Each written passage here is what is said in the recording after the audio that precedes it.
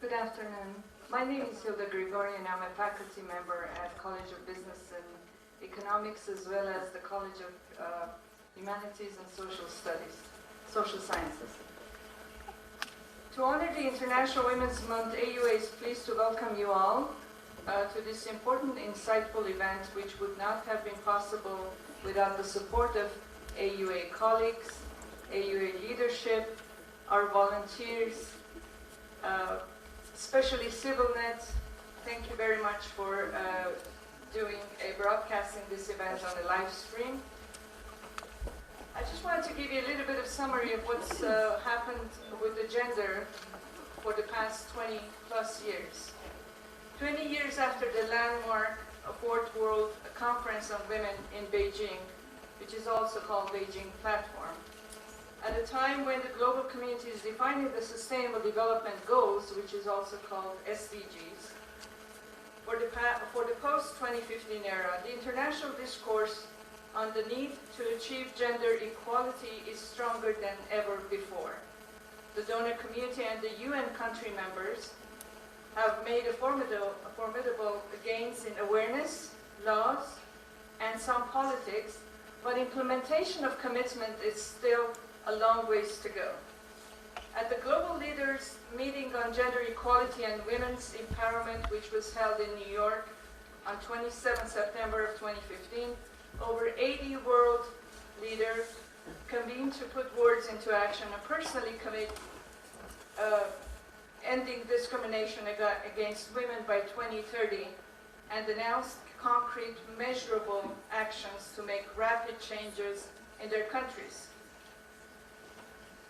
Armenia was among the member countries and pledged to fill in the gender gap in the following areas: to ensure effective implementation of law of the Republic of Armenia on equal rights and equal opportunities of women and men, to sign the Council of Europe Convention on Preventing and Combating Violence Against Women and Domestic Violence.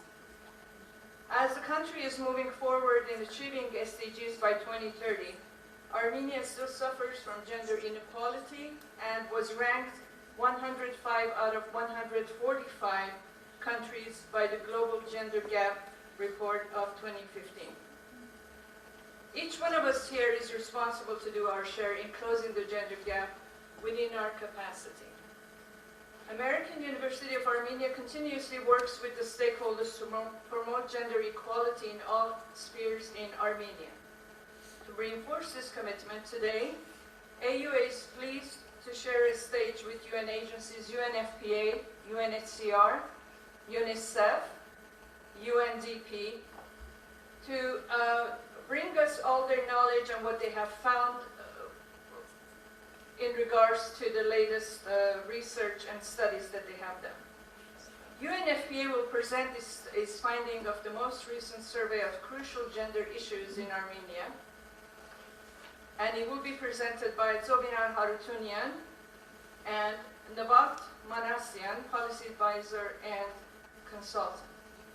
The United Nations International Children's Emergency Fund, also known as UNICEF, has been working very closely with UNFPA to do what they can to close the gender gap, and today it will be presented by Zara Sarkisian.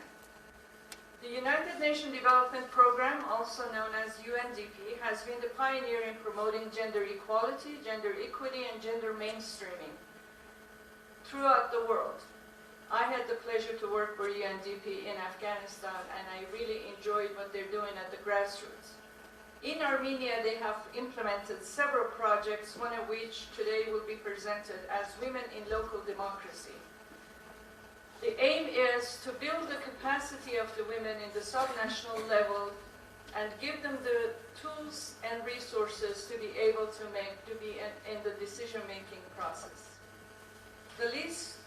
The last but not the least is the UNHCR. All of us know that the Syrian conflict for the past 5 years has left hundreds of thousands of people in refuge and displaced from their homes. UNHCR in Armenia has helped over 15,000 Syrian Armenians to find their homes in the motherland. The agency is working very closely with the government of Armenia and several implementing partners to make sure that the refugees are integrated smoothly and with a very smooth transition. Today, UNHCR will be presented by Never Sarkisian and Faisal. I forgot the last name. Okay.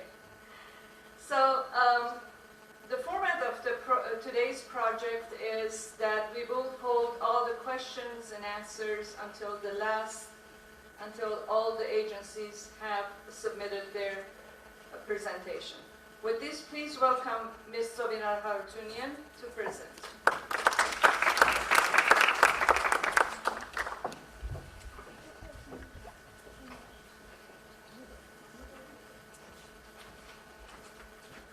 Hello everyone. It's very nice to be back as I belong to AUA community, and it's nice to see so many familiar faces. And I would like to thank AUA for raising this issue once more and organizing such kind of public discussion.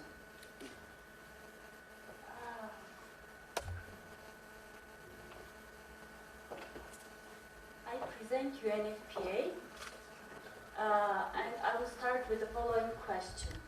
Who has ever heard about UNFPA? Please raise your hand. Well, not so bad, but we have to work on this, Maher. Okay. UNFPA, United Nations Population Fund, operates in Armenia almost 20 years directions: reproductive health, youth, gender, and population issues. We support countries to deliver a world where every pregnancy is wanted, every birth is safe, every girl and woman is treated with dignity and respect, and every young person's potential is fulfilled. I have a question for girls and women. Would you wish that you were born male? Please raise your hand. No? Okay. Similar question for men and boys. Would you wish that you were born female? No. Interesting. Do you know that according to one of the recent surveys, and one of the researchers is here, 97% of the interviewed men answered to the same question that they didn't want to be born female, whereas 1/3 of women, they said that they wished to be born male. I will not elaborate on this. Please think about it and we will come back to this. My second question is, should you parent a girl or a boy? Let's start with a girl. A girl. Who wants to have a daughter? Great. Who wants to have a son? Okay, almost equal. I have the great audience in the world. But do you know that some Armenian families do not allow their daughters to be born just because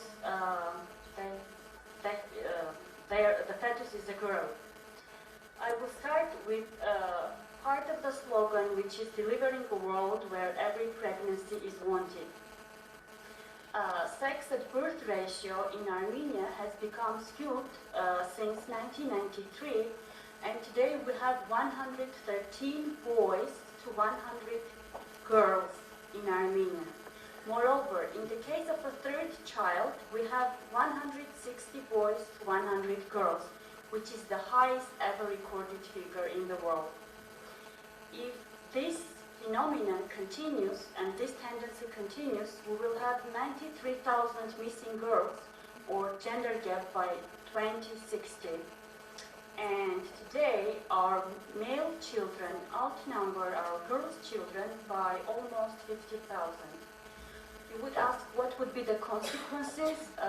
The research of the other countries, experience of other countries shows that there is really bitter consequences. So high migration of men, increased crime rates, trafficking of women, and just our boys would not be able to find couples. Our research found out that 3 preconditions are met in Armenia, which allows this phenomena to take place in the country. The first is, of course, son preference, and this has many reasons, of course, but today I will name just 3 top of them. The first one is continuation of the family name. The second thing is we know that our boys inherit property from their parents. And the third reason is our men are more empowered, mobile, and powerful in the society than women. The second precondition is, of course, availability of prenatal technologies, which started in Armenia from 1993. And the last precondition is low fertility. What we did as UNFPA, we was the agency who identified the issue in the country. We conducted several researches and expert groups to better understand the phenomena and also try to find out possible solutions. We started a huge advocacy campaign and worked closely with media. We organized a lot of events, seminars, awards, interactive theaters, puppet theaters. We supported creation of a symbol, men, which shows the efforts tackling gender-biased sex selection in Armenia. We prepared brochures, toolkits for special groups like for health workers, social workers, etc. What we have today, what we achieved, today government, National Assembly, church, media are on board. Today public is informed and they're mainly supportive towards this issue, government adopted the action plan on tackling the phenomenon. Also, we have slight decrease in the ratio. What needs to be done? We have to continue our awareness-raising efforts. We have to change people's behavior as well as to increase growth value in the society. The second part of our slogan was the world where every girl and woman is treated with dignity and respect. I'm sure every one of you have heard a lot of cases about violence against women in Armenia.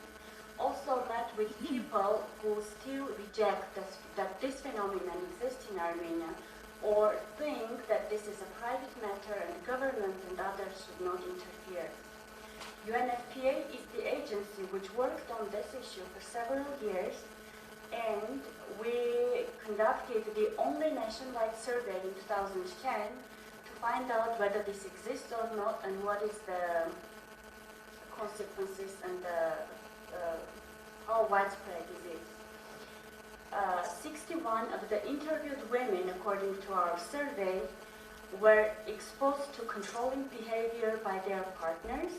1 out of 4 interviewed women was insulted, humiliated in public, and threatened by their partners, and around 9% of women said that they were subject to physical violence by their partners.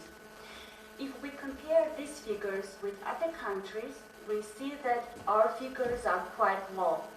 But this had its reasons. The first one is that our survey was not anonymous, and it had some technical issues. And the second thing was that our women were not ready to speak about these issues.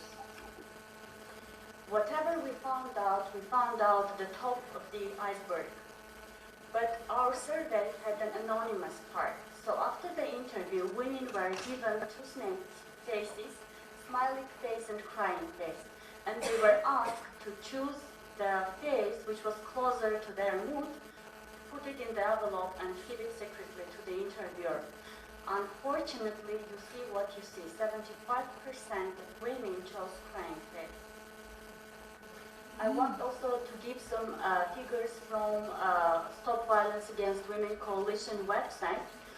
7 NGOs created a coalition and they work towards this issue. And we have coalition representatives joining us. According to coalition, during the last 2 years, more than 5,000 calls have been received on their hotline. Annually, coalition registered around 2,000 domestic violence cases. During just the first quarter, police registered around 800 cases, and unfortunately, we lost 30 women because of this phenomenon during 4 years. What we did as UNFPA, we work with government. I'll bring just an example. With work with Ministry of Labor and Social Issues, we help social workers, first of all, to identify that this person is a domestic violence victim. We give some skills how to work with this victim and whom to refer in the future. We also work with church or in combating about this phenomenon. Also, we work very closely with civil society.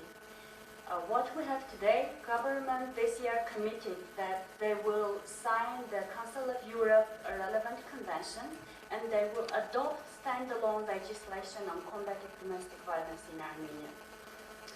Again, what needs to be done? We have to continue our efforts. We have to conduct more research to find out what is the situation today, because we do not have up-to-date information, so that we can measure a few years later and see what is the progress. We have to improve our legislation. We have to continue awareness raising, especially involving men and women in these efforts. And we have to train service providers, police, social workers, and health workers. And of course, to work with youth. I would like to bring quickly a very interesting experience with working with Ministry of Defense. Do you know that in Armenia there is growing increase among young women towards defense sector? We started cooperation with this ministry since 2013, and we started collaboration with the research to find out what are the perceptions about gender roles and women's involvement in the defense sector. And then we supported the ministry to develop a manual on gender and women and army, as well as develop an action plan which promotes, ensures equal participation and women's protection in the defense sector. And this year we will help them to implement that action plan. UNFPA, in short, is an agency which collects data which helps government to develop better policies and programs for the country. And recently, we conducted a very interesting research diagnostic study on gender gap. And here I'll ask Navart, our independent great expert, to come and present the findings of the survey to you. Just the last point, this is our website. There is a lot of information about our efforts on our website. You can see the short and long version of the diagnostic study on our website in Armenian, and you have some copies here as well, and very soon we will have the English version as well. I'm here, my business cards are here, our team is here. We would be happy to answer to all your questions and to provide you more information. Thank you very much.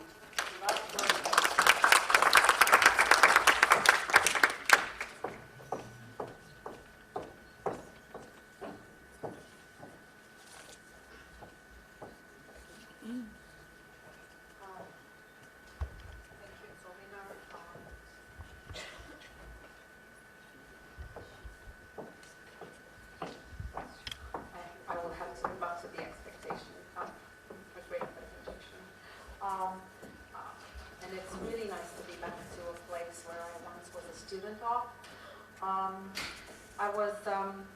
I'm really happy that I had a chance to study the disparities in terms of gender disparities in Armenia. The opportunity was provided by UNFPA, and there is a technical report that actually greatly discusses the methodology and the findings. But for this presentation, we chose to provide some of the highlights to see when we say the gender gap, what we mean, and mostly we mean here the labor market, but there are also other underlying things that actually bring to the wage gap.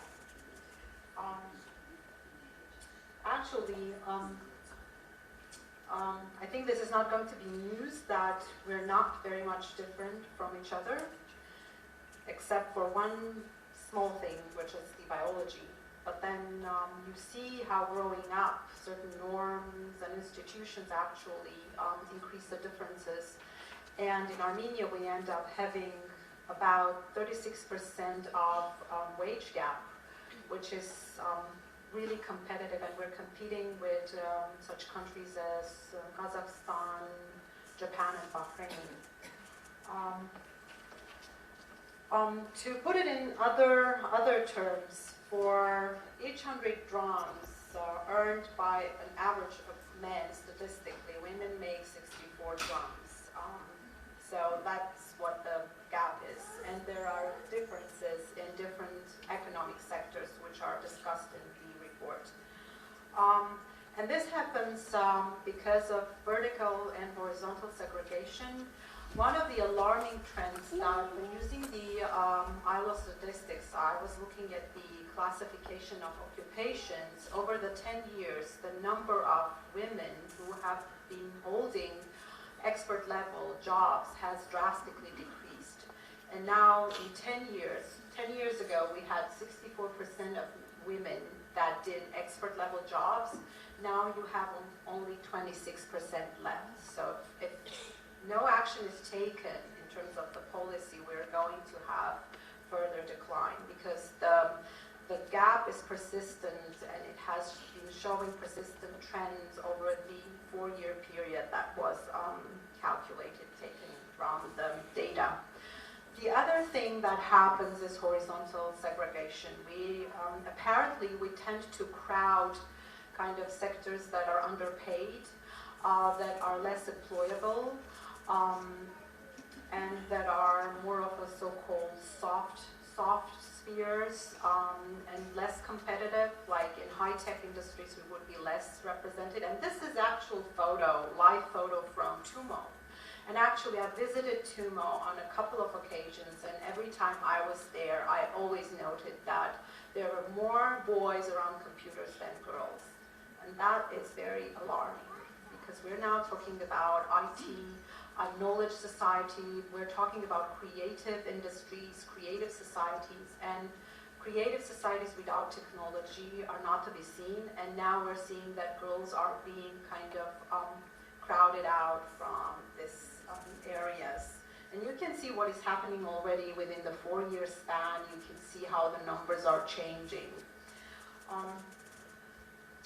There was an interesting thing we did over 2 months period. We took online portals like that that provide job announcements, and it was three online outlets that would post job openings.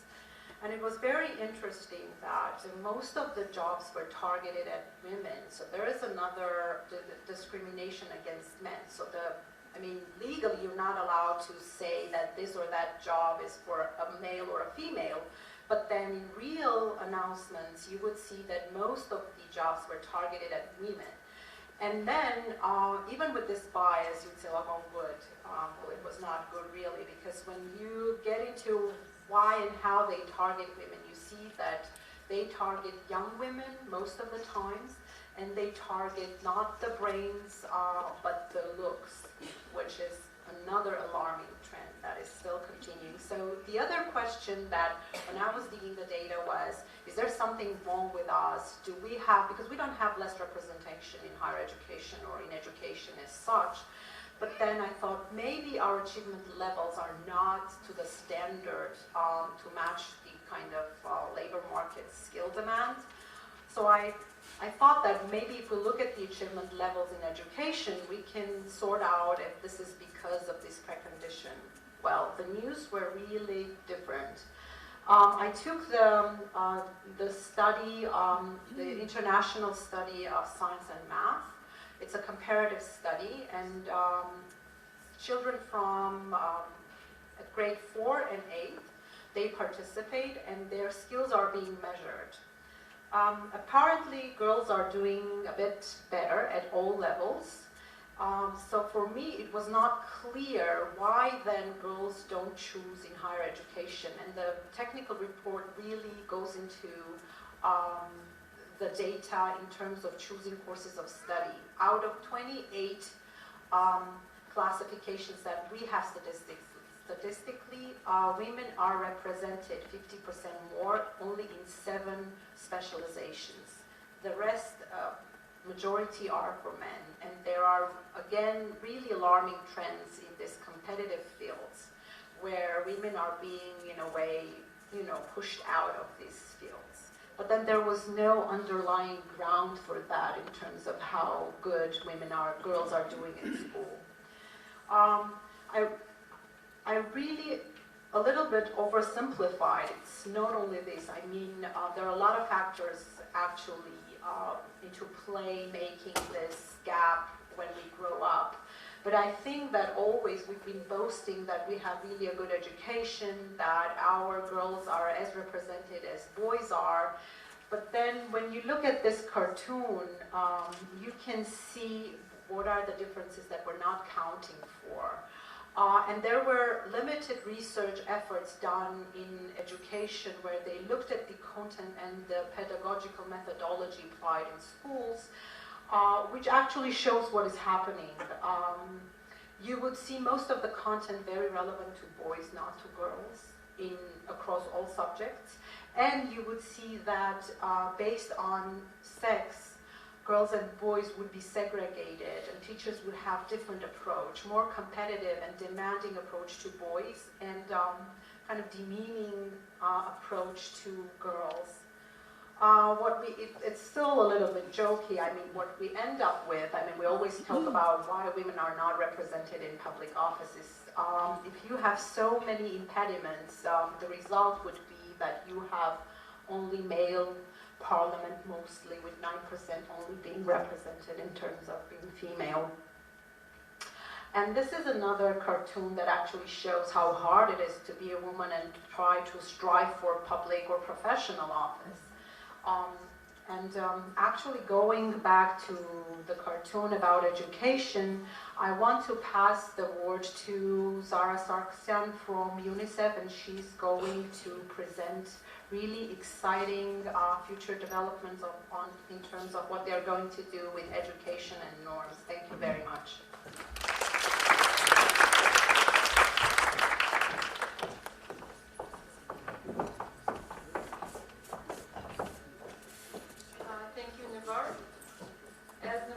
I'm also happy to be at my alma mater. And so my name is Zara Sargsyan, and I'm the communication officer at UNICEF in Armenia. And today I'd like to talk to you about three things. Basically what we do at UNICEF, what UNICEF is about,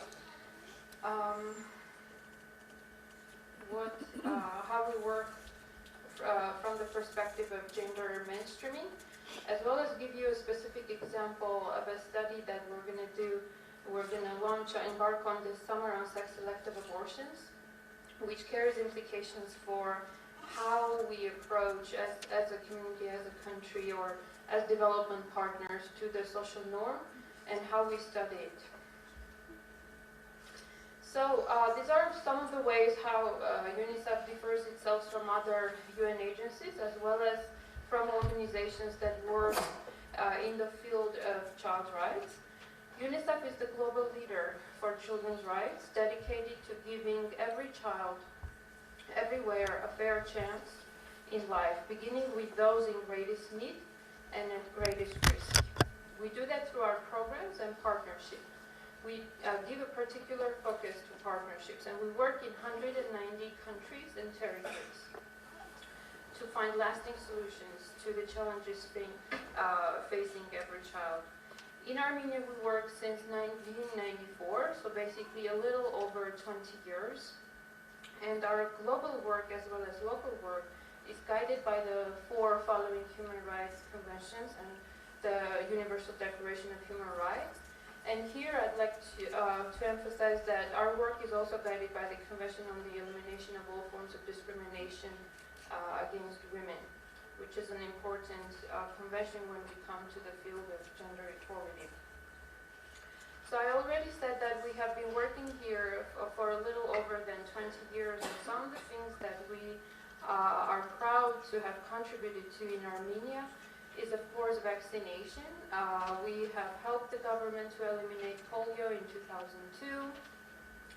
UNICEF has also worked to expand access to preschool education for Armenian children. And we have also worked with the Armenian government to cut down under 5 child mortality quite significantly. Our current program from 2016 to 2020 focuses on 4 key aspects. So under health and nutrition, we focus on child survival, nutrition, including breastfeeding, as well as access to early learning.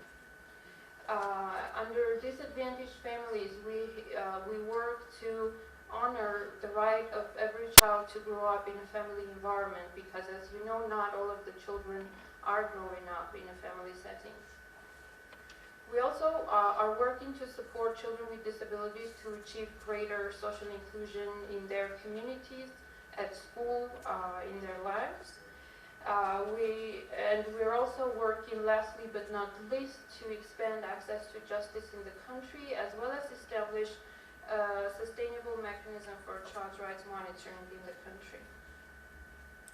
So now going back to the field of gender equality, there has been a lot of buzz about gender lately, building up to 2016, and 2 things that I'd like to focus our attention today is you, of course, may know that SDG number 5 is that of gender equality, and just over a month ago, the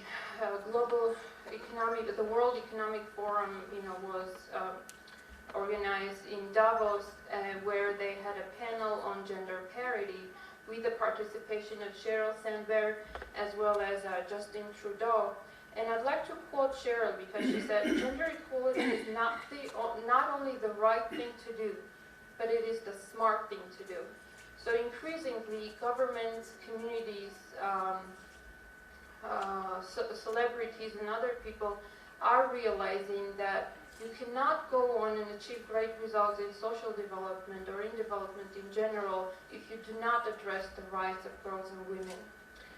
And Justin Trudeau was also, the Prime Minister of Canada, was also asked the question of how and why he went on to create Canada's first gender-balanced cabinet in their history, and his answer was simple: because it's 2015. I'd like to also highlight that UNICEF globally has its own gender action plan, which was adopted for the period of 2014 to 2017, after which the European Union adopted its own gender plan, as well as the World Bank now has its own new global gender strategy. So through our gender action plan, we work to anchor the strategic goals that we've set globally in UNICEF strategic plan. And there are 5 performance benchmarks that we ourselves as UNICEF measure our performance each year, which is program expenditures on gender results, building gender staffing and capacity, ensuring gender performance in country plans where we work, as well as measuring gender in all UNICEF evaluations where we can, as well as fostering effective knowledge sharing and communication. When our gender action plan was created, the main objective was, of course, to support UNICEF's strategic plan globally, which has 7 areas.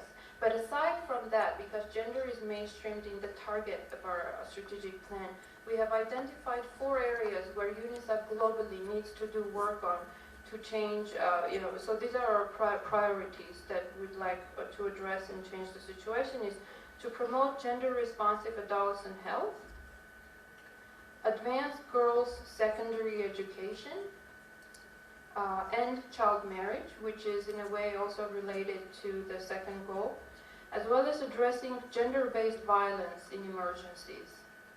Aside from that, UNICEF study, before setting up the Gender Action Plan, identified 5 global or universal barriers or bottlenecks that hinder gender equality in country, which is lack of safety and mobility, lack of resources and decision-making, limited access to information and technology, excessive time burden and dual responsibility, as well as the last one, which directly leads into our project that I'll talk about shortly, is damaging and detrimental masculine and feminine ideals and expectations.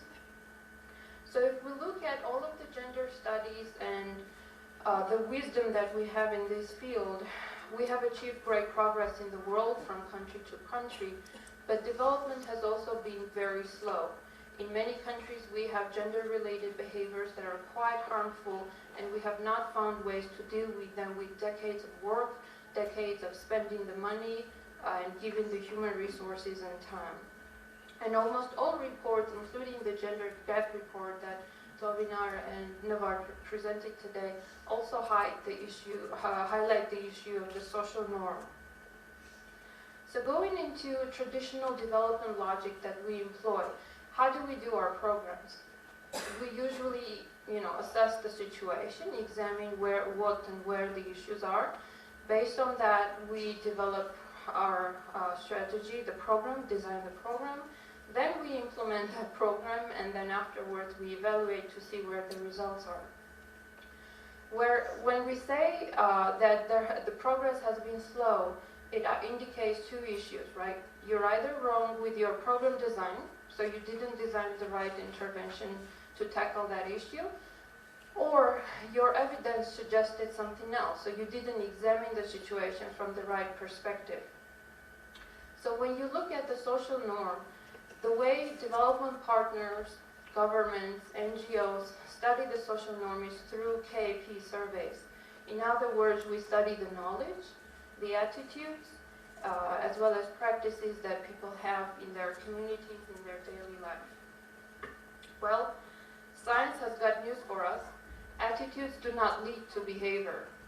and usually the last decade of research has increasingly come in to show us that it's not correct to go on about studying attitudes and then promoting correct attitudes and expecting people to change their behaviors. The other thing that it also shows us is that not all behaviors are the same. There are behaviors that are, customs. There are behaviors that indicate a social norm because they are interdependent on other things.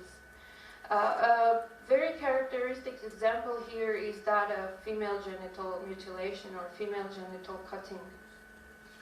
We have researched that in the South Sudanese minority in Minnesota, for example, they're still cutting their girls, although they're living in a country that bans FGM, where they can enjoy all of the freedoms that they want to. However, this community is still sending their girls back to their old African village where they practice female genital cutting on these poor little girls.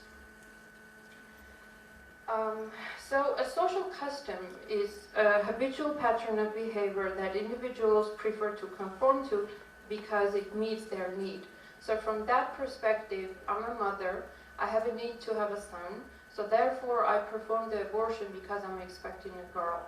That could be one scenario of why people from the social norm perspective perform the particular behavior of sex-selective abortions.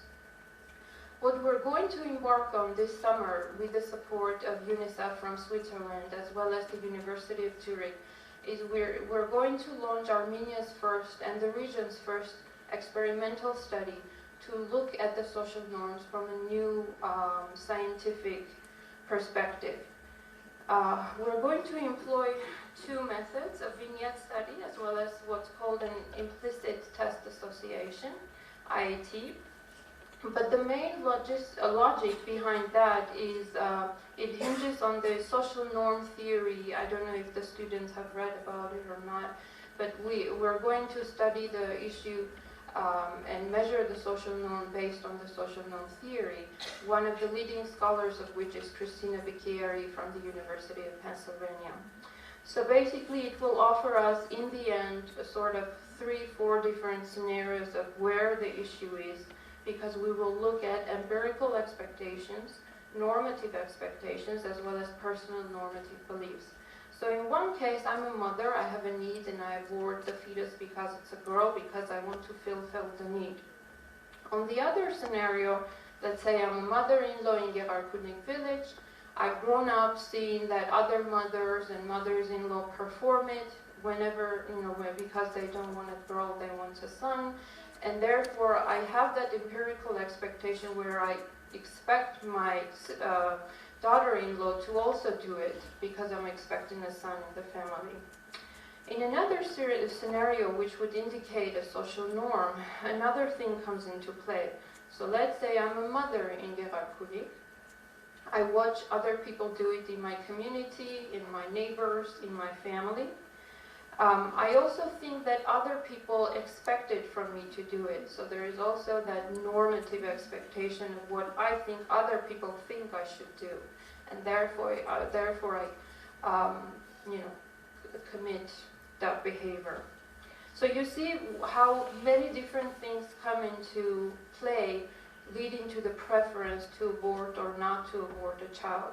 And you can see where the KAP surveys fall short of when we study attitudes. Our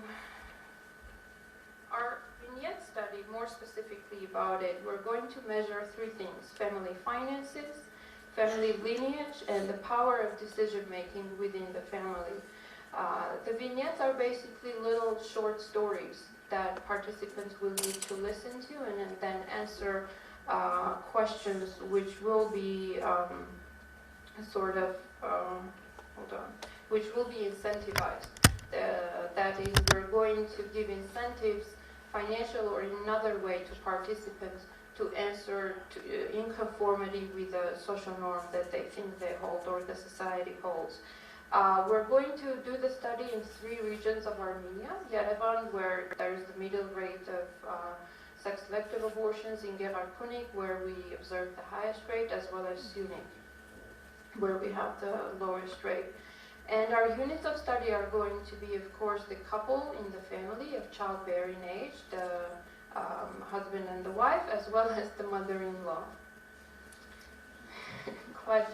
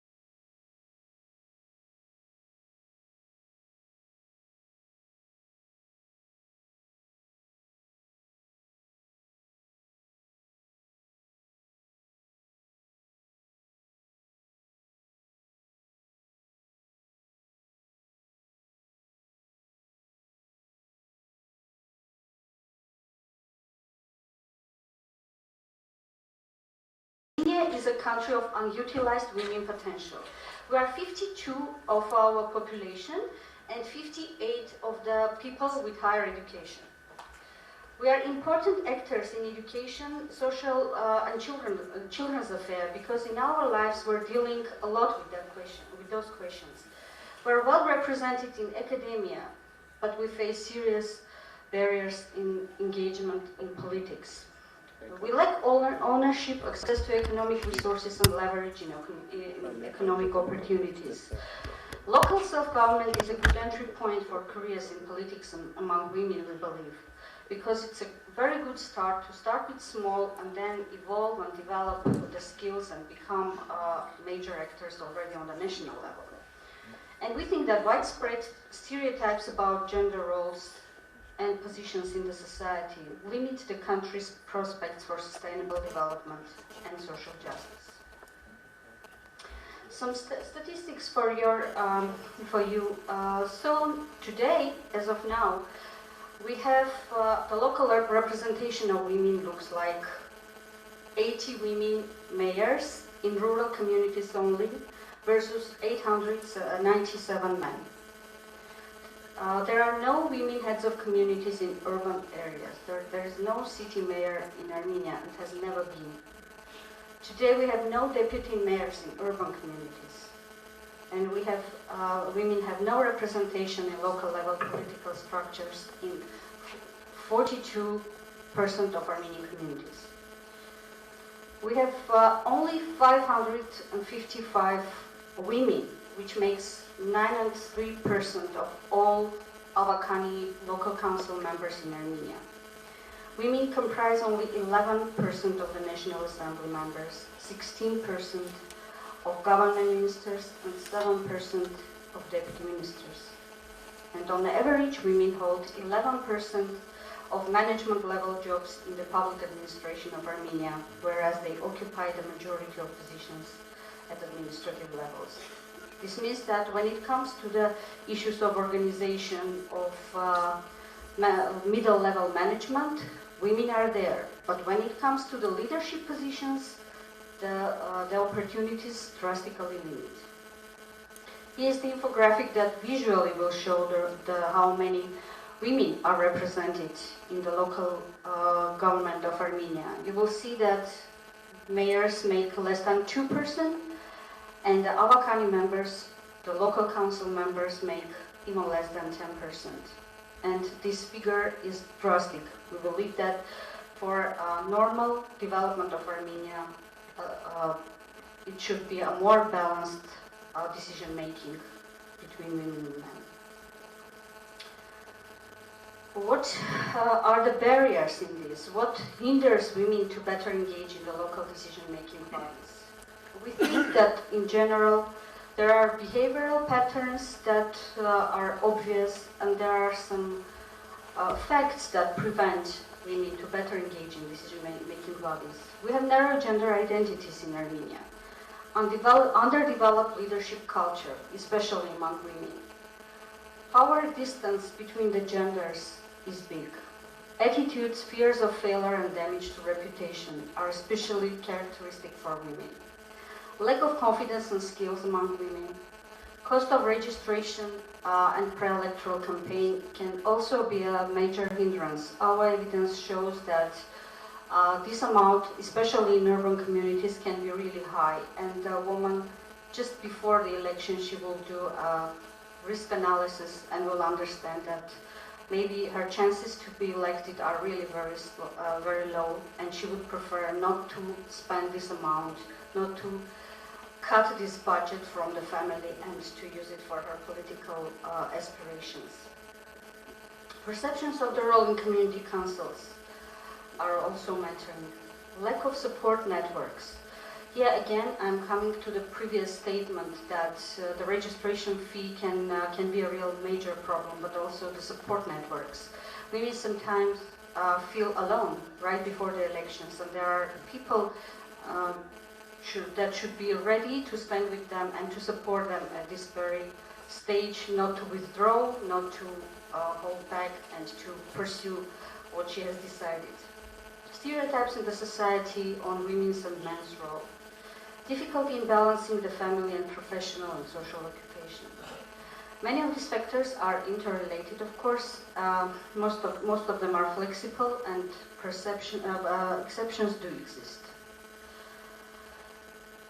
So as I said, our project tackles this problem, and we do a really wide spectrum of activities to empower women and to motivate them to better get engaged into local governance processes, formal and informal. And the Women in Local Democracy project consists of two major projects. One was implemented with the European Union in all 10 marches of Armenia, whereas the second one, with Swiss government support, is implemented only in 2 marches, Sunik and Biostor.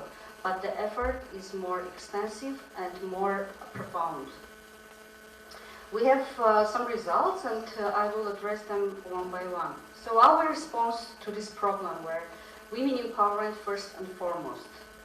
The biggest part of our project is dedicated to the women empowerment. And in our work, we work in 2 phases. Pre-electoral support, where when we help women to become candidates, actually, to capacitate them how to run their pre-electoral campaigns, how to gain the knowledge on the local governance sphere, and we teach them on a number of on a broad thematic coverage to help them on that way. So out of 146 candidates that participated in our training events, 97 were elected, and we consider this as a very good result for ourselves.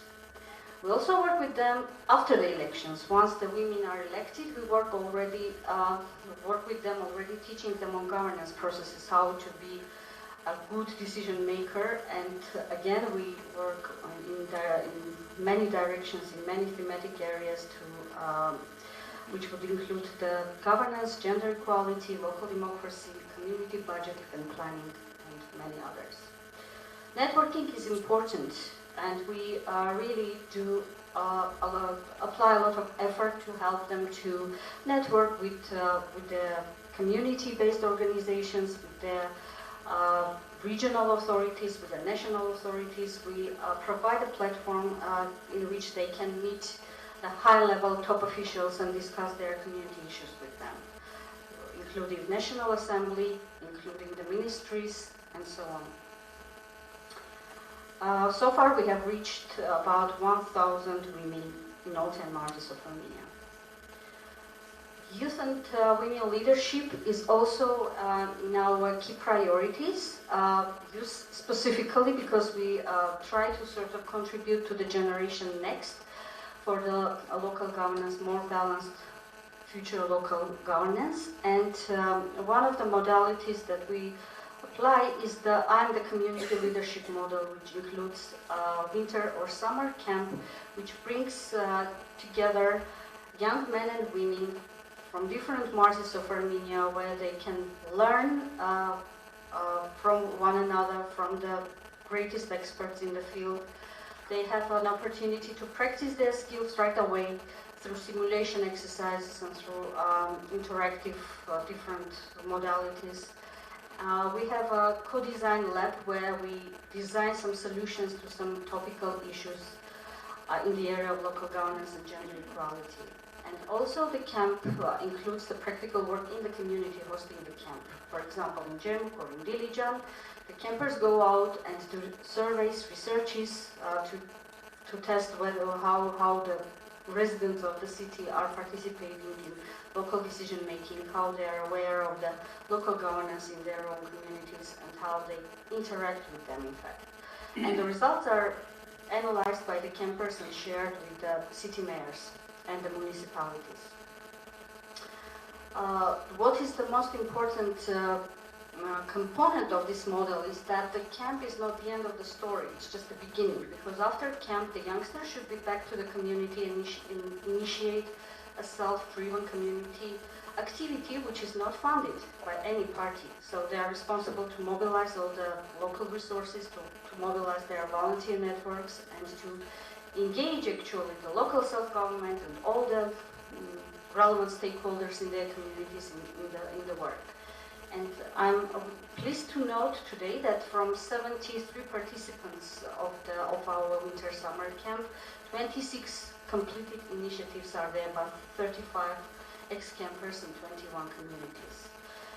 And we now work on building this network, on strengthening this network, and we will continue to work in them, specifically in the area of local self-government and the balanced decision-making to capacitate them to become multipliers of our effort. And soon we will be announcing the third camp competition. So the campers are actually selected through competition, and we will be having the summer camp this summer, but only participants from Syunik and Vajustor unfortunately will be able to participate in this model this year. We have also women leadership schools, which also include a variety of topics for preparing women future leaders, and we have reached to 161 women so far with this model. We have an interesting, sort of innovative idea, which is called Women to Women Mentorship. So we experiment with it right now, but it's interesting in its core because we try to identify women who have strong expertise in some area, which is very interesting for women serving in local self-government already. And we matchmake the mentor and mentee, and they jointly work on this community issue, and afterwards, by completion of their mentorship, we expect that this community issue will be solved. And for example, in Noryasanka community, we are expecting really innovative curriculum for a preschool course for the kindergarten. And I'm glad to know that Harina is here, which is one of our mentors, here with us today. So we are looking forward to see the result of this component, and let's see, we'll be happy to share some more news soon. So co-design, as I said, in different modalities of our work, we are already approaching the stage when we not only help women to get elected, to become active, but we also involve them in co-design of solutions, in co-design of recommendations of how this sector could evolve, how this sector could become even better, how they can propose us, how we should work better to reach each and every woman that is interested to become a local leader. So we have done a number of activities in this regard, and one of them is citizen engagement modalities for community affairs. We co-design solutions with women already serving in local self-government, with women mayors in rural communities. We have developed, in the annual gathering of the project beneficiaries, we have developed recommendations how to better identify, advance, and motivate women to engage in local politics. We have designed local governance monitoring mechanisms with the campers, with the young people. And the young people also helped us to prototype a game of local self-government. Let's admit that the law on local self-government is not the very read that you would do when you have free time. So we thought how to make this reading easier, how to bring this information and this knowledge to the young people in a modality that would be most useful, friendly for them. So we came up with an idea to prototype a game, and the young people help us in that. We hope that someday the game itself will materialize. And we will be having a social innovation event soon, which will again target Syunik and Vajustor marses, and we will announce an open call when we will invite everyone who is interested to come up with an innovative idea how we can improve the monitoring process of the local self-government services, how we can use digital and offline solutions to promote gender equality in Armenia, and many others. With another quite a broad activity that we are engaged in, along with the women empowerment, is the citizen engagement. And citizen participation models are always in the focus of our program. Within a wild project, we experimented with two of them. One of them was town hall meetings. This is a scenario-based discussion which allows participation of more than 100 people in the community discussion, in the community decision making. And we know that from 10 trade group and five town hall meetings that we have held in our project, 500 participants participated actually, took part in the decision making, and all the decisions were taken by the municipalities and addressed. The second model that we proposed was innovative in Armenia. This was the SMS survey, SMS polling tool, which allowed the local self-government to send an SMS to the community residents and receive their responses on community priorities, again through the SMS. So this system allows participation of residents in an anonymous way, and the data are brought to the SMS polling org portal and are seen there by sex and age disaggregation. So the local self-government actually doesn't know who is voting how, but they can see that, for example, this many women and this many men participated in the SMS polling, and they can see also the sex and age disaggregation and to base their decisions on these votings. As of now, in 6 communities, the model is implied, and we will be bringing the tool soon to the newly enlarged communities. You might be aware that the countries are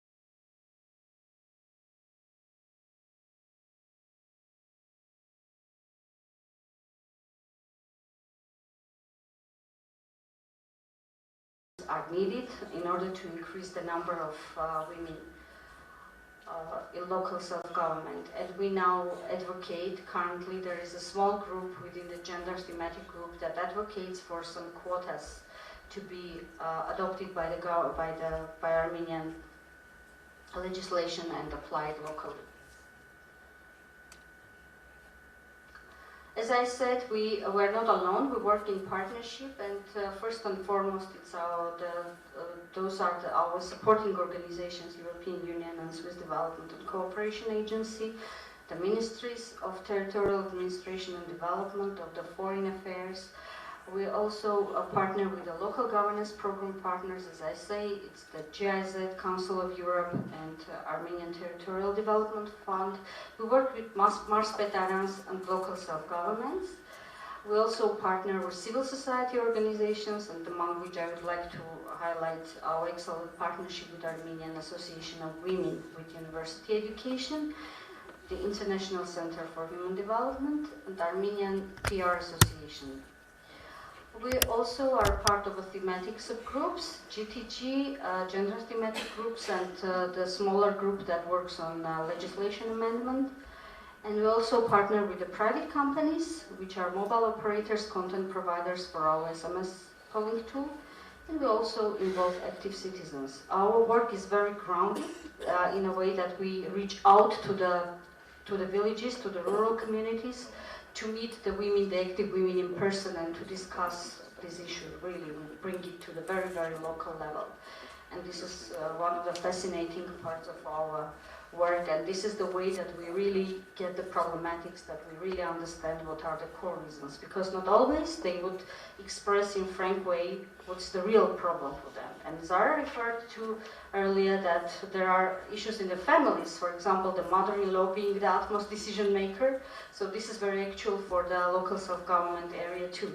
The decisions are first and foremost taken within the families, and then only the woman can go step out and pursue her aspirations externally.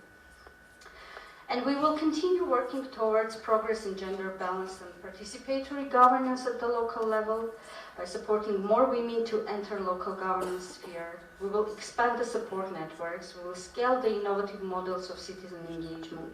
We will support the institutional framework for the advancement of gender equality, especially at the local level. And we will surely support the government of Armenia in all the reforms that are actually dealing with the gender equality and local self-government. And we will contribute to women economic empowerment as a path to greater political influence at the local level.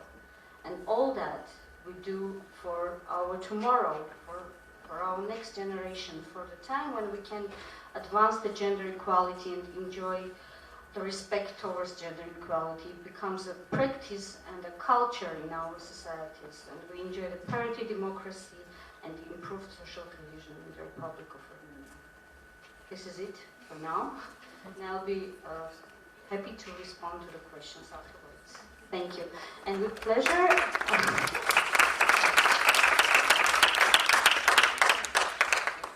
I'm very much pleased to invite my UNHCR colleagues, Naved and Paranzem. Right?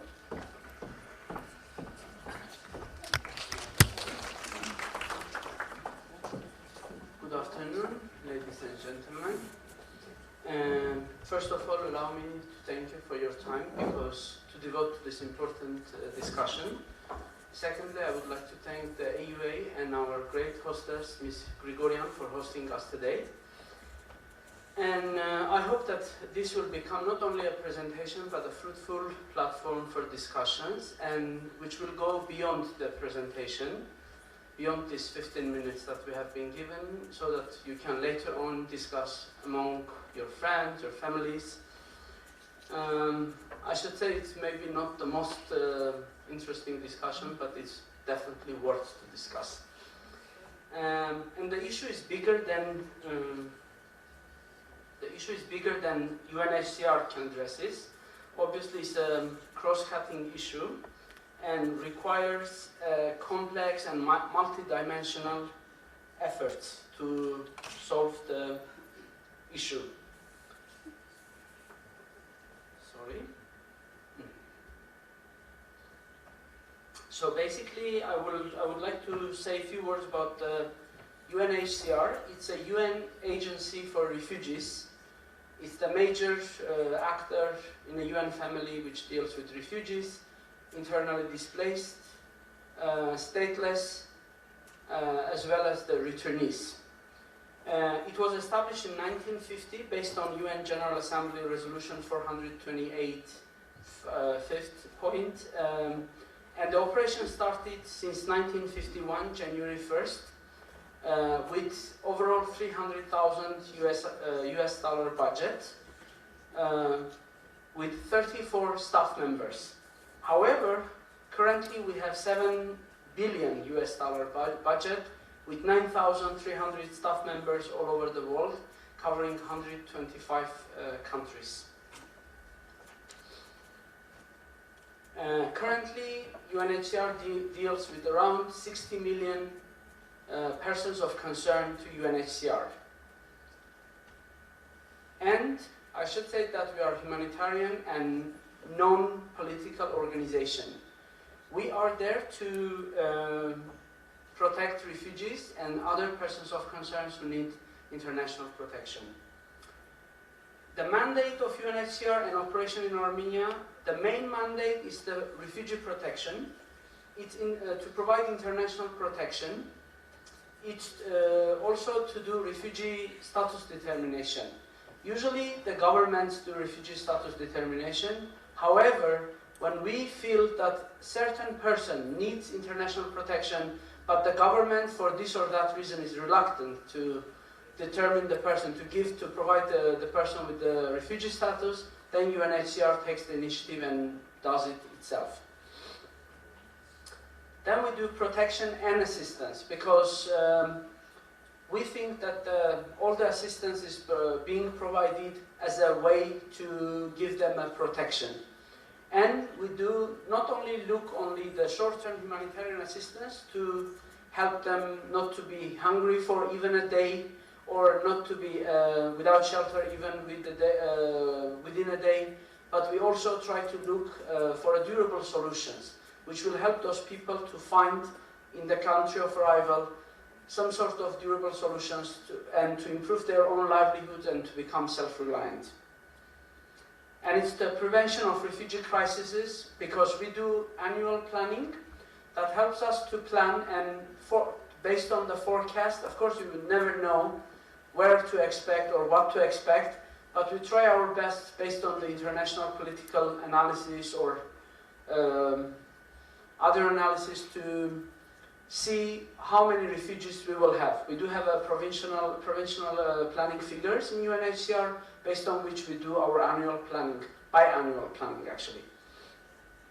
And elimination of the statelessness, which is to find out who are the stateless people and try to bring them to the attention of the government and try to solve the issue of statelessness. We do not replace the government. The government takes the primary role in supporting and providing protection for the refugees. But we are here to bridge the gap, as we say it. It's to help the government to meet their international obligations within the International Human Rights Conventions and Refugee Convention. And we don't call the refugees beneficiaries, because they are not beneficiaries. They are the right holders. They have certain rights subscribed to the international conventions, and we are here to provide multidimensional support, both the governments to meet their obligations and the persons of concerns, the right holders, to claim their rights from the government and the responsible duty bearers. And our implementation of our project could be direct, which we do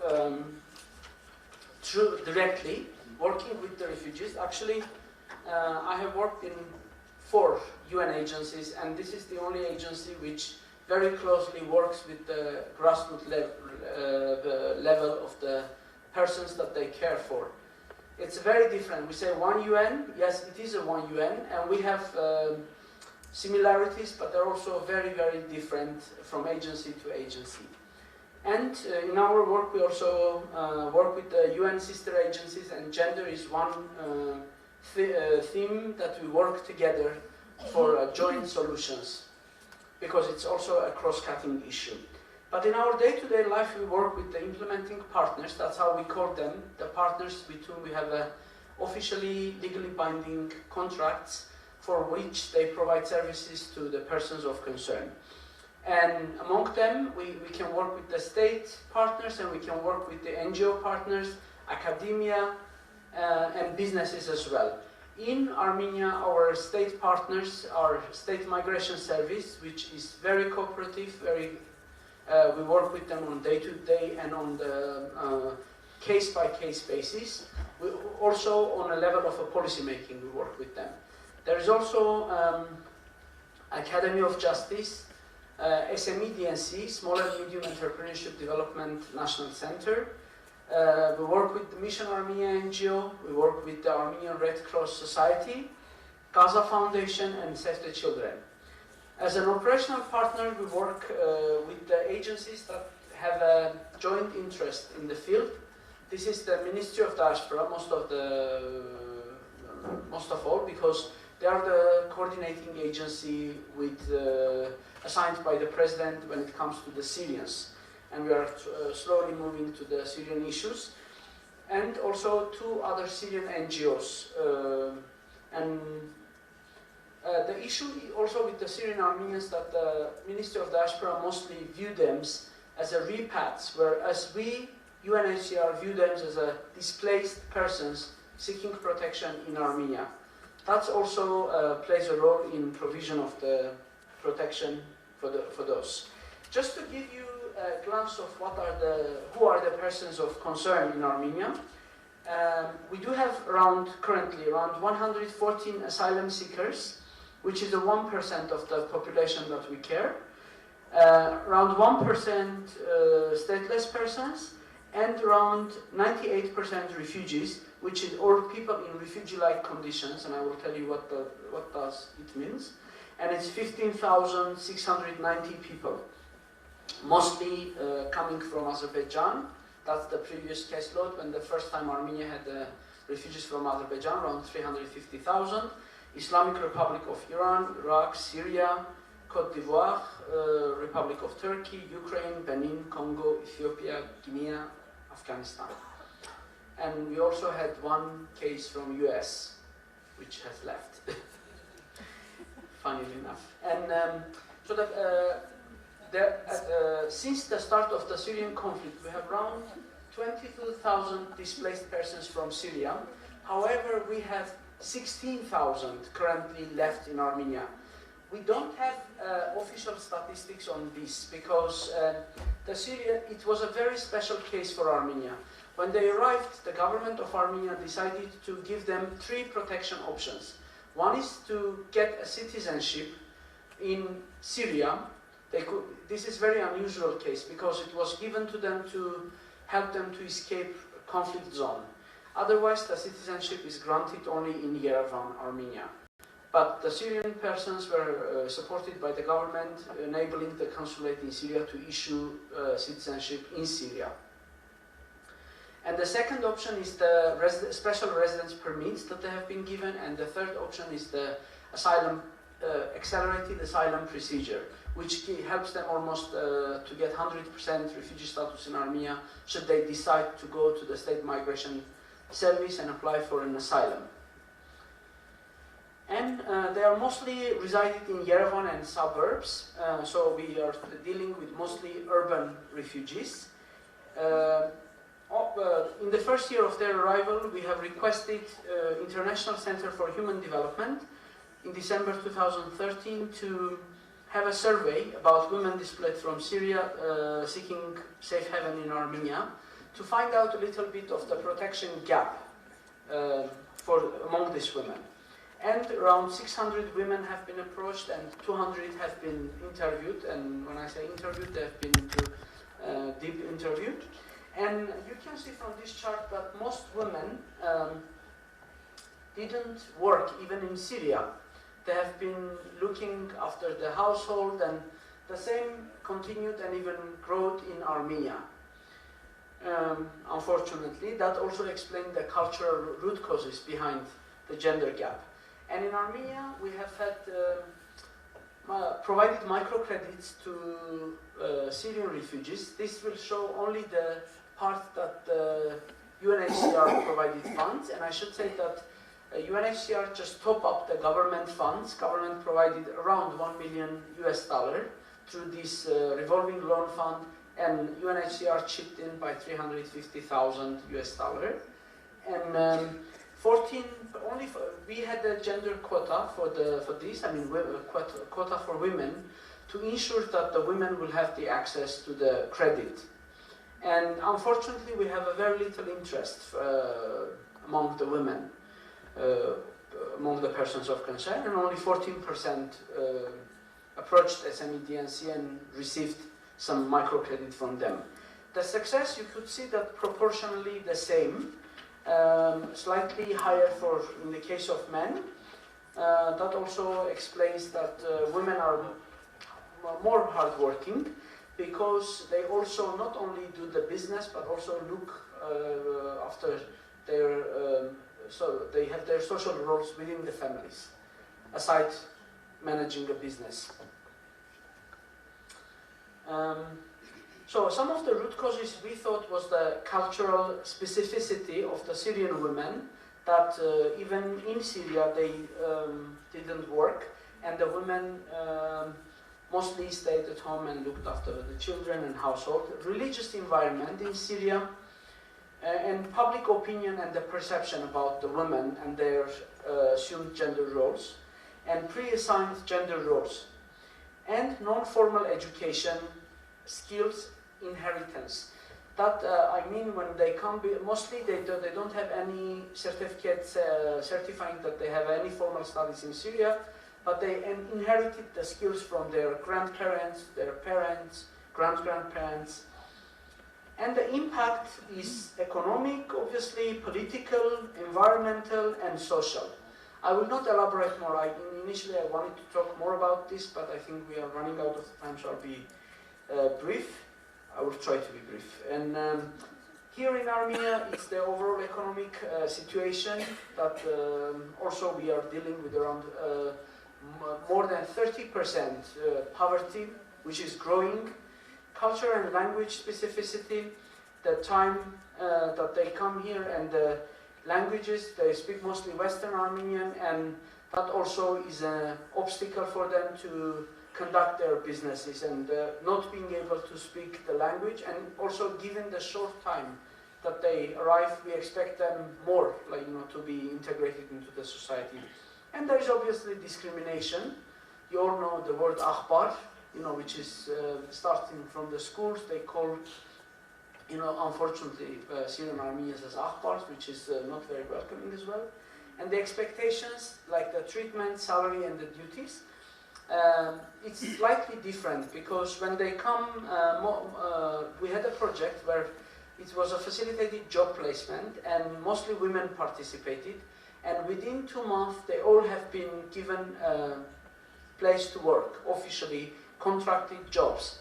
But within 3 months, almost 70% left the jobs. The major problem was the low salary of the jobs, and second major problem was that they would go work late. They would report to work late, and they would also have assigned themselves a free schedule, like when to come and when to go. So that was a problem. And then, pre-assigned gender roles and male heads of household. There is a secondary movement that we just did a study, and most of the heads of household, male heads of household, are migrating for labor migration, mostly to the Gulf state, and they leave the families here as a safe haven, which also raises the issue of the family separations. So we are starting to think about that as well. And undeclared labor and working without contract is a big issue here in Armenia for the local Armenian population, but it's significantly bigger for the persons of concern. and also unpaid labor, like women working at home. They don't get paid, they are doing the hardest work, but still, when you ask the husband, my wife doesn't work. And unfamiliar, complex tax and customs administration in Armenia. That is a big obstacle for them. They don't know how to deal with this issue. However, in order to foster gender equality, and some of the mitigation measures that UNHCR takes is the studies and assessments, because we have to know what are the baseline and what we are dealing with in order to develop a comprehensive and targeted response. And in order to do that, we are doing age, gender and diversity mainstreaming exercise. This is the annual exercise mandatory for all UNHCR operations in the world that we do. It's basically talking to the people based on their age, based on their gender, and also based on their racial and ethnic backgrounds to find out the specific needs that those groups face. Then, ensuring equality in assistance, we try to ensure that the female recipients are more than the male recipients, because we know, for example, that we distribute rental subsidies to the persons of concern. We try hard to ensure that the female heads of household receive or member of the family receives the assistance, because mostly they are dealing with the expenditure, so we ensure that they get the money. And introducing quota in income generation grants that we provide and microcredit. Then promoting women participation in all our events that we have, and capacity building, including but not limited to the vocational educations, and specialized capacity building of the women to enhance their political participation in a local level. Then, of course, monitoring and evaluation that we do as a part of our day-to-day job to learn what are the obstacles, how we can better improve, and systematized and regular feedback from the persons of concerns. Then I thank you for your time, and I also have my colleague Paita Markarian to come and present 3 slides about how we enhance the participation, and later I will be more than happy to answer your questions. Thank you very much.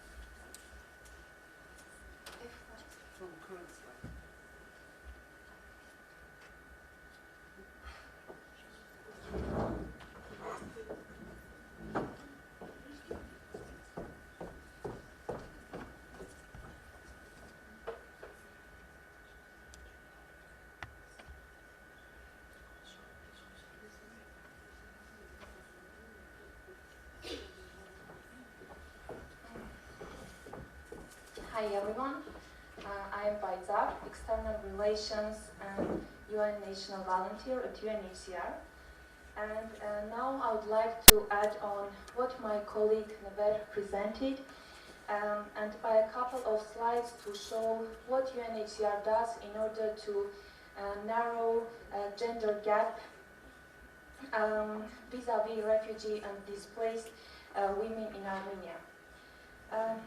UNHCR indeed contributes to the global efforts in identifying, eliminating and preventing gender gap. And we address this issue through using quite a useful technique, which is women empowerment.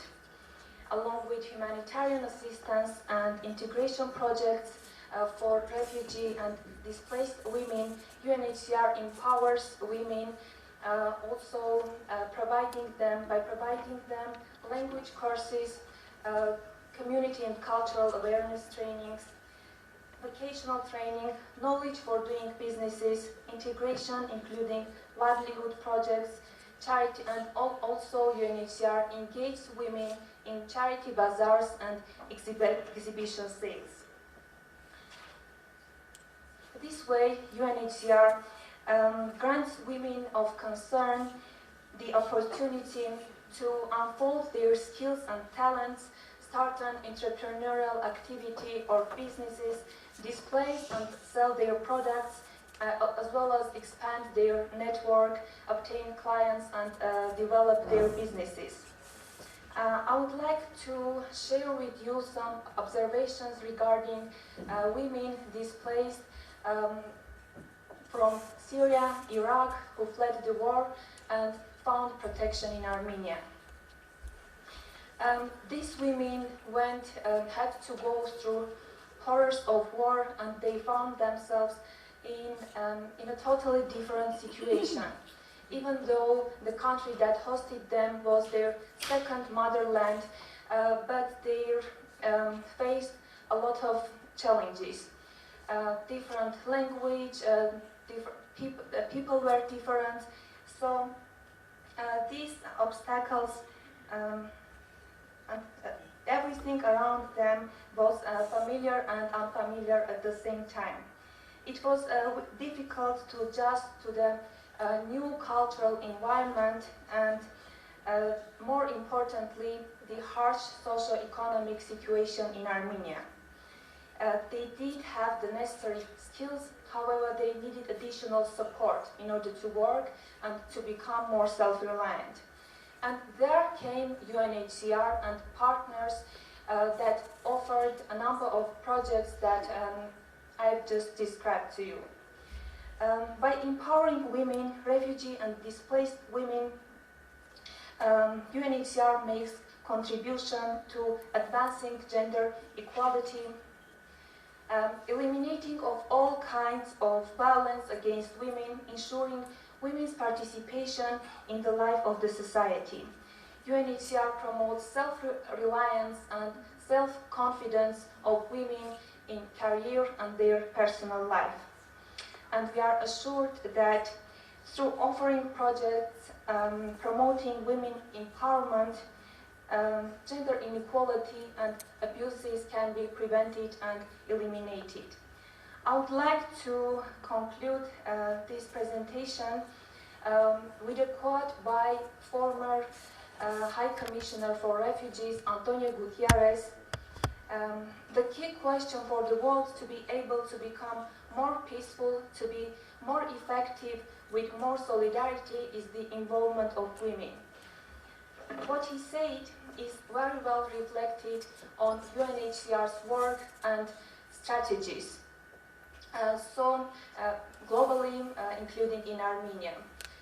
Empowering women is what UNHCR, other UN agencies, as well as civil society can and should achieve in every country in the world. Thank you.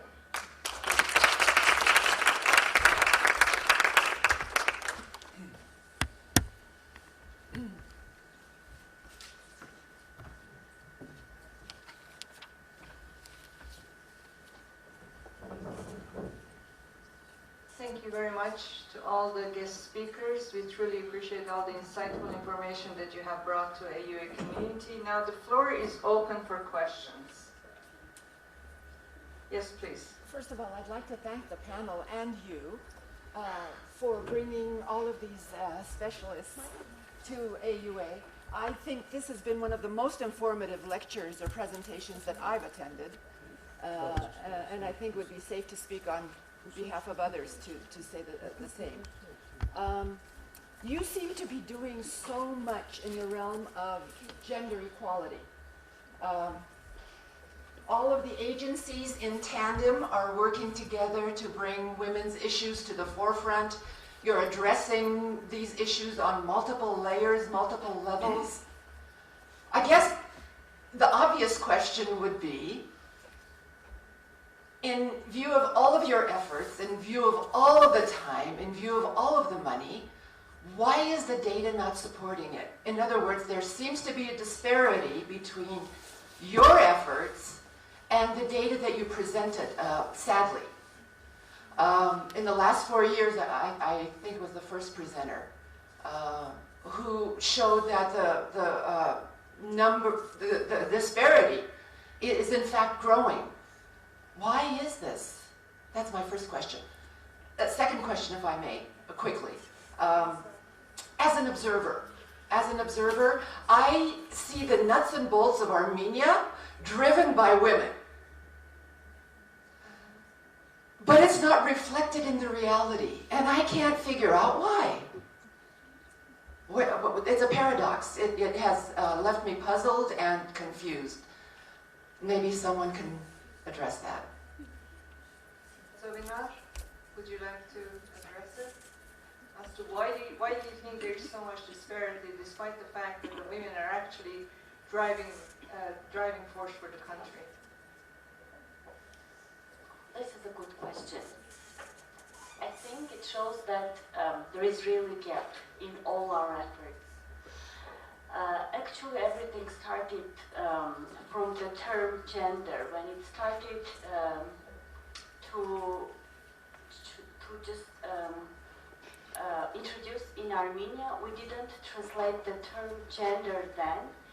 And when recently, after the adoption of the law on equal rights and equal opportunities, when there was this anti-gender war in Armenia, we realized that there was something wrong in this effort. As you said, during these years, a lot of funds have been used, a lot of effort, a lot of organizations worked in this area, but still 20 years later, the term gender was not accepted by its means.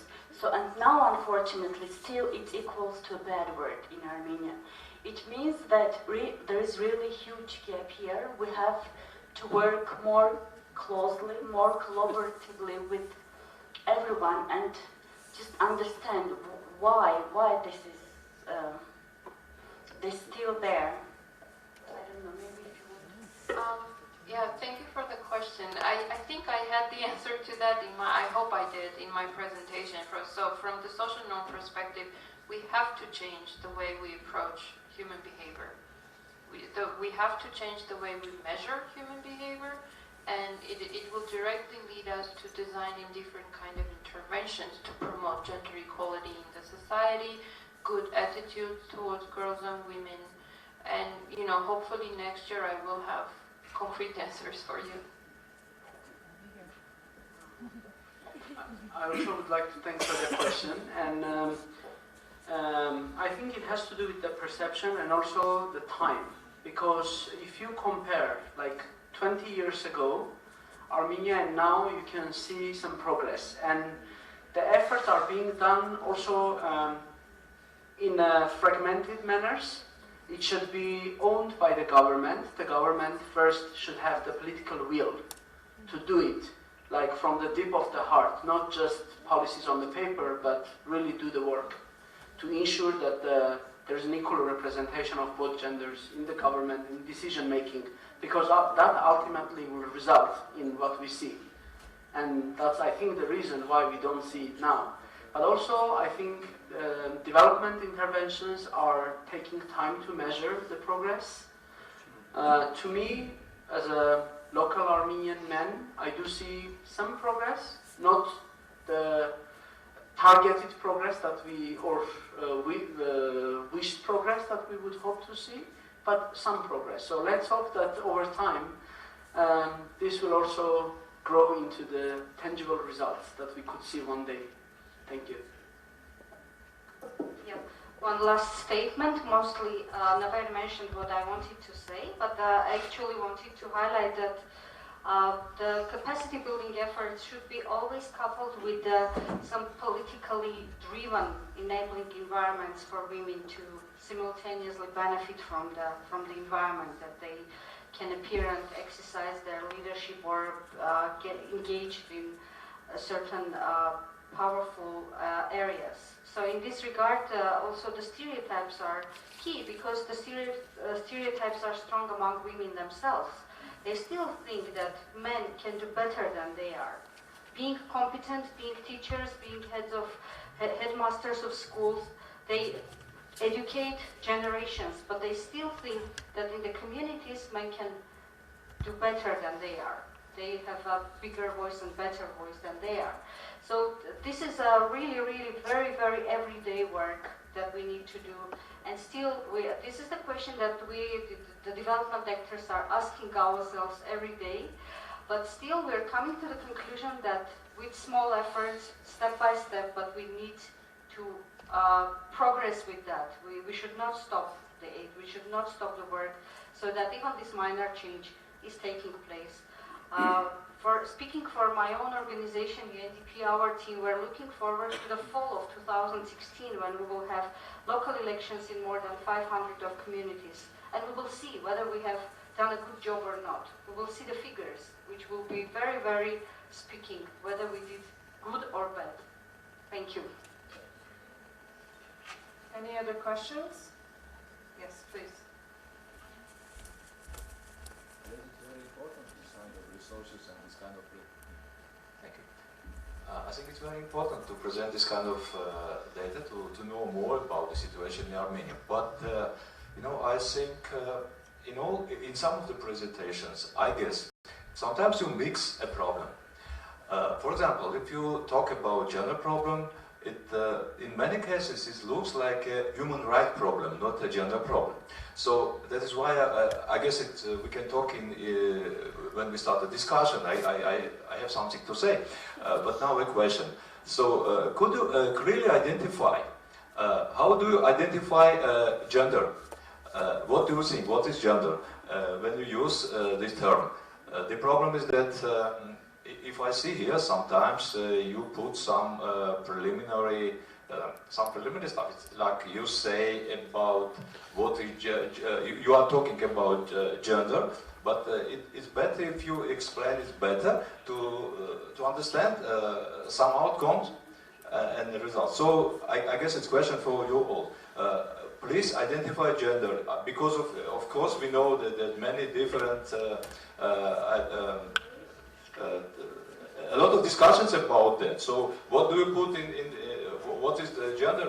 How do you identify it? It's biological based. It's so it's neutral or natural? Thank you for your questions. Thank you. And anyone would like to? Yeah, thank you for your question. From the UNICEF perspective, for us, gender is girls' and women's rights. And we're the only agency that is uniquely positioned to promote and advocate for girls' rights using a multi-sectoral platform. So for us, it's women's and girls' rights. Well, I will not answer on behalf of UNHCR, I will just answer on my behalf. Gender is a socially assigned roles of both men and women, and it doesn't apply only to women. So we should not mix whether it's gender rights or gender equality is only women's rights. No, it's also men's rights. So I hope I'm clear. It's not biological, it's socially assigned. Okay? Thank you. If I may, let's not mix gender with sex. Sex is a biological category, which is given by nature, and gender, as I said correctly, it's about behaviors, it's about roles and perceptions, it's about both women and men. When we speak about sex, we say male, female. When we speak about gender, we have to speak about masculinities and femininity. So, sorry, if I understand it clearly, so you mean, if you say gender, you mean more behavioral? No? Norms, behaviors, which is prescribed to men and women in a given time period, in a given society. Yes. Thank you. Any other questions? Yes, I have a second question. Yes, please. Go ahead. So, but in agenda here you said about the growing gap in Armenian, but I didn't see here any growing gap. Can you explain or show or demonstrate any data that demonstrate that we really have a growing gap? Growing. Thank you. Women participation in the government and in parliament is a growing gap. If you look 10 years back, and the number of the women decision makers in the government, and now that's a growing gap. Depends. So when you consider, I mean, which data you are comparing? If we compare with 2012, it's growing. I mean, the gap is reducing. looked earlier, 20 years ago, then it's increases. Yeah. So you need to follow the trends. But what about the violence? Sorry? What about violence? When you talk about domestic violence, that's not necessarily addressed towards a woman. Domestic violence is domestic violence within the, it could be children, it could be anyone. So can you be more specific? Domestic violence towards women, do you mean? That was about, you mostly talk about violence in family, for example. So is it really growing or not? Actually, concerning the domestic violence, I told you about the figures, but this is the figures from the research conducted in 2008, 2010. Unfortunately, we do not have up-to-date information about the domestic violence cases and violence against women. That's why I said that there is need to conduct a research to find out what is the situation now, what are the dynamics, and what measures need to be taken to tackle the issue. And concerning the gender gap, yes, I would ask Navar to bring you just 2 examples that we found out in our last research.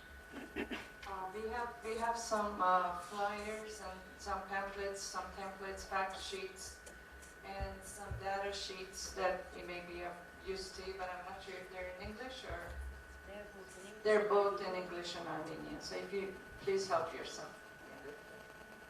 We just highlighted a couple of findings showing how the gap is increasing, and one of the really striking results is how the number of women at expert level positions everywhere is declining. And we had looked at 10 years period. There are other numbers that I would recommend you get into the technical report and see.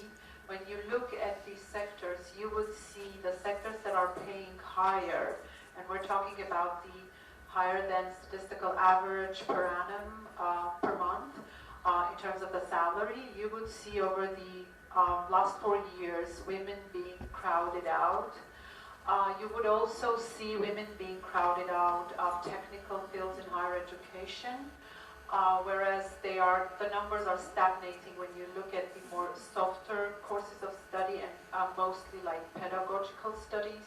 You would see that the numbers are not changing, though you have a decline of population, you have the decline of the number of children, and it's an open public information. We know that, but still women are kind of primed into these areas.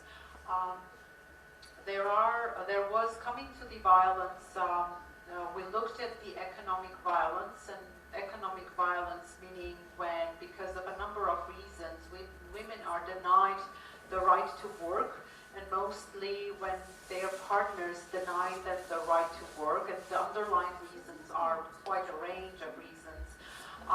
It was 7% a couple of years ago, UNFPA had done the study, and now it was reconfirmed through the National Institute of Labor, and it's 9%, and actually when you calculate, like do the initial calculation of how much do we lose per annum, it's about $50 million that we lose because of these women not working.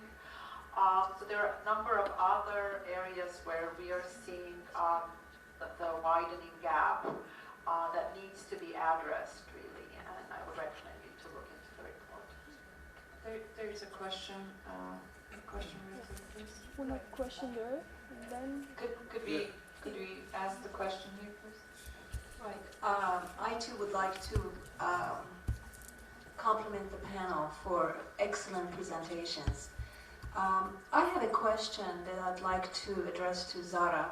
Zara, you mentioned something about the fact that there are expectations from a change in attitude and perception and behavior should be realistic, given the fact that it takes more in terms of time as well as effort to change behavior or practice compared to perception or attitude or knowledge, correct? That's what you said. So given all that, how many more years or decades do you think it will take for the real behavior change to happen? and to become part of the fabric of the Armenian society? Good question. We're all anxious to know.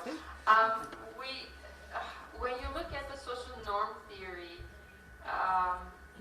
taken that you have all of those variables in place, the empirical expectations, the normative expectations, the personal normative beliefs, that all influence the preference leading to the behavior, there is a tipping point. There are people who are very high up and taken a very, short or very active kind of an intervention, you can tip them towards your, behavior that you're promoting. And there are people, it's going to take years. And there are many factors that come into play from, demographics to education and other values that are so deeply rooted. I am particularly interested to find out, in our case, whether and how strongly we should target mothers-in-law. Because I don't mean to sound disrespectful, for me it's a lost cause. Taking the return on investment. I would definitely go for the future, implementation design. I would definitely target the young generation who's going into the childbearing age, adolescents and youth and other age groups whom we are actually not studying. But we want to see where the social norm is within the family, who has the most power in decision making, and what kind of expectations come to play.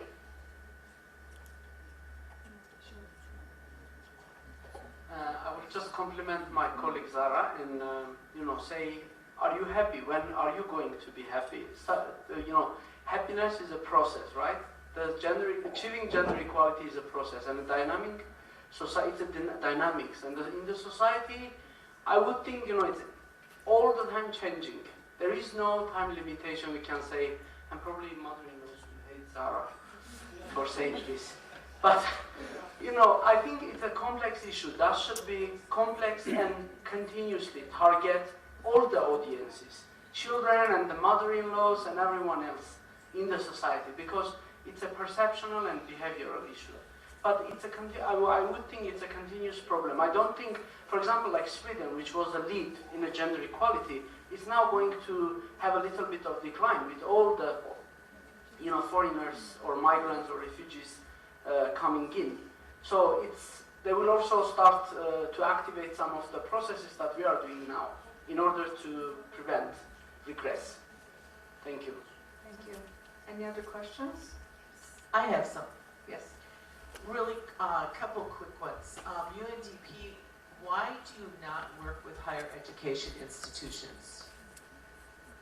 You name all these partners, but you don't. I mean, this is a tiny country, and everyone gets 5 master's degrees, 6 PhDs, and then also goes to every course ever offered in the EU and the USA. So why don't you work with higher education institutions? Do you mean for this particular project that they've just... No, sometimes I couldn't tell what they were exactly talking about, whether it was just on gender or in general, but she listed partners, but there was no mention of higher education. Yeah, for this particular project, the WILD, Women in Local Democracy. Is that what you mean, ma'am? On the list that she had in her presentation, which I was not always clear whether she was talking about general UNDP things or specific to gender, I couldn't see anything mentioning higher education partners. Actually, UNDP is big, and we have many projects. For example, in Human Rights Education Project, we work with the Ministry of Education and work with the higher education institutions, and we even have done a massive study of how the gender aspect and human rights aspect is, for example, present in the curriculums of the higher education and in school education and so on. But it's, within one presentation, it's not possible to cover everything. We do work, but speaking specifically on the Women in Local Democracy project, this project works very, very locally. So we work in the villages, we work at the local level. So wherever there are academic institutions, we surely engage them, we sure. on the regional level and at the local level. But we also collaborate with organizations like, for example, Center for Gender and Leadership Studies, which is based at the Yarmouth State University, and we communicate and interact with them. And we also other issue-specific organizations, so we surely do that. Sorry for not mentioning that. No, I just, it was, yeah, because it was kind of mixed. At some points it was mixed. I am the community, wild, you know. Yeah. Yeah, so you do. That's great. We do, but for example, if we speak about like changing the curriculum, which is taught in the Yarmouth State University, other organizations are doing that. So we do not enter into that. But we do make sure that we coordinate our efforts and we collaborate thematically, and content is really a matter for us, and we really do. Thank you. I've been working in Armenia mostly as a volunteer for almost 12 years. A lot of that having working in higher education, and often with classrooms filled with only girls. And I'm going to say girls in parentheses, because this is an issue. With all due respect, I realize each one of you up there, and probably everyone here, is speaking English as a third language. But we really need to be careful about the words we use, and you've already alluded to that in the translation of the word gender. The young women I have in my classroom at a university, 18 and older, are young women. They are not girls. I do not judge them by their virginity. I judge them by their age. And so they are young women. And the boys are not boys because they're 18 and old enough to fight on the border. So they are young men. And I would also caution some of you, because you were using the term girl, not meaning girls and women, but the word girl in the Armenian context. You were using youngster for young adults or young people or youth. Youngsters are children, and people who are at least 18 are adults. And so I caution and encourage people to be using the correct terminology, because that does go to attitude, and attitude does go to behavior. Because if you're a girl, that's different than being a young woman. Because, you know, girls are pliable, and those mothers-in-laws love those pliable girls, cheeks. And so we need to be careful about that. And remember, and again, in the Armenian cultural context, most of the young women and women in this room are either going to be mothers or mothers-in-law. Therefore, you have a huge influence on what happens. Any other questions? I have a question and an opinion statement all in one. I saw numbers as, I think it was 64% of expert positions decrease in women, and then I saw another presentation with Natalia gave, and there were 58% of women in higher education. I see some disagreement in these numbers, and I personally see that disagreement in life. And what I wanted to say and ask is there any data available on any correlational study on why women, the numbers of women in expert positions decrease? Is there any correlation with, as the previous speakers said, higher education, the changes in higher education, if there are any available, the change of the entrepreneurship market, which is highly available for women to be involved, so making them not being expert positions but still being involved in a job market. And if there is any studies, if there are any studies available, correlational, or any plans to have some. Because investigating numbers sometimes does not give much information on actions to be made. I will stick to the study and also I will reference other studies that could give some hint on what is happening in Armenia. You're right, women enrollment-wise, we outnumber men in higher education and also in high school. But I was talking about not only the quantity, but the quality in terms of perception. I mean, there was a study done for the public sector employees where men had stereotypical ideas of what women do, how educated women are, and how experienced they are. Apparently, men in public service believe, and this is the results of the study, which I cite in this, trying to kind of explain the numbers that there are, because in public sector, about 90% of highest positions are taken by men. 69% of mid-level managerial positions that require decision-making are taken by men, whereas 59% of employees are women. But the stereotypes these attitudes could actually drive behaviors. So women were believed to be less experienced and less educated. Though they outnumber in terms of higher education, still the belief going around is that we are less educated, less experienced, and that could drive the decision-making behind taking women into the panels, committees, heads of departments. Also, another reason that might actually put women at risk is the non-regulated hours of labor. When looking into the data of how long women and men work weekly, they work longer than it is allowed, so the labor rights are not protected in Armenia. And you know that for women who don't have much time with also the double roles, we have less time at home, less free time.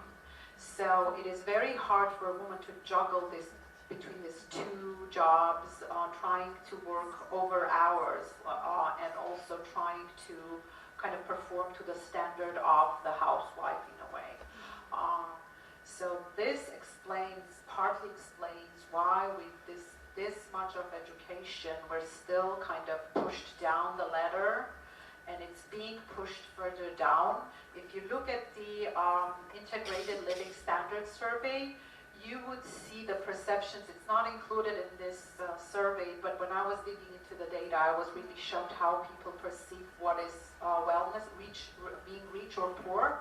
People who are employed in public service at national level and at local levels, they perceive themselves being more affluent than the ones that are employed in private sector. So the stability that the public service provides actually also gives this confidence and a different understanding. Because of that confidence, also the wellness and well-being. And that also is another non-monetary value to public service, which actually further pushes out women in terms of like vertically pushes down women. So there could be a lot of explanation that really needs more research to understand why that is happening. Thank you. Bye. One last question, and we have to wrap it up. Yes. Yes, please go ahead. Hello. I've got a long list of questions, but I promise to be short. So my first question goes to Nevard. Nevard, could you please explain what you mean by expert level jobs? It's more like I need just an explanation. And where would you put this expert level job at the vertical scale of the employment? That's the first question. Second one goes to UNICEF, to Zara. You will be researching the social norm. I understand that you're still in the design process of your research, and you will be starting in July, as you said. But nevertheless, would you be able to say, do you have anything creative already in your mind? How would you see the solution, or how would you react on whatever social norm you will get in the end? What kind of interventions, and I believe you have to be very creative in terms of interventions in the field of social norms in Armenia. And second question to Zara, why did you choose July, November? I know that in villages all men are gone to hղման, so in summertime, and so you will have no husbands to comment on your questions. That's the questions for Zara. And next is UNDP for Natalia. I know that your project is going on for 4 years already, and I'm very happy to see some outcomes of your project. And as you know, that we're going to have a very revolutionary, I would say, elections next year. How would you get ready for those elections? Because they will be very notorious for Armenia next year. So we have only 1 year until the parliamentary elections. One general question to everybody. To UNHCR, to Nuvej. You mentioned a number of problems why Syrian Armenians, they don't get really job, or they have Syrian Armenian women, they have faced problems while searching for a job or starting up new businesses. I didn't see corruption in the list. I'm married to Western Armenian, and I know the problems from inside. Believe me, my husband is not a woman, of course, but nevertheless, I think the gender problem is one of the least, honestly, and corruption is the main one. People don't believe that the laws can be implemented in this country. So, because of the corruption, because of the lack of governance. That's the question for you to comment. And the general question to all, did you use any other local studies apart from the studies that you were doing within UN agencies? And the very, very last comment is, I have got an impression that we're stuck with problem analysis. We don't really see many solutions. What I would suggest for the next presentations, whenever it will take place, please don't concentrate on statistics, on problem analysis. We all know this. We know that there is a gender problem, but bring us more solutions, how UN sees the way out. Thank you.